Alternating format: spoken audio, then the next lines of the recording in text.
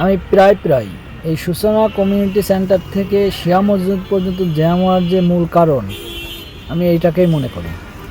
এই যে বাসগুলো একদম রাস্তার মাঝখানে, মানে এদিকেও আর একটা বাস ঢুকতে পারবে, এদিক দিয়েও আর একটা বাস ঢুকতে পারবে, আর ঠিক রাস্তার মাঝখানে দাঁড়ায় থাকবে।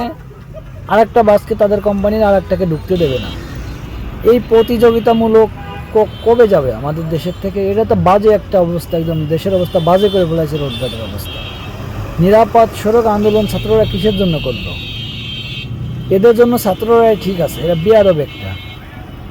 কে ভাই, তুই রাস্তার সাইডে এত জায়গা আছে, বাম সাইডে তুই বামে চাপায় রাখ, তো সারাদিন বসে থাক, সমস্যা নাই।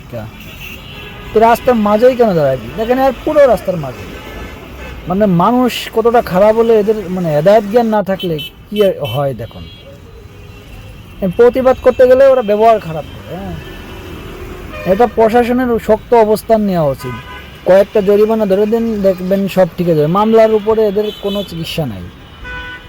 এর আগেও আপনাদেরকে একটা ভিডিও দেখাইছি আমি, যে কিভাবে এরা পাড়াপাড়ি করে। আবার আজ মানে প্রত্যেক দিন আমি যেদিনে আসি, ভিডিও করা সবসময় সম্ভব হয় না, আজকে করলাম।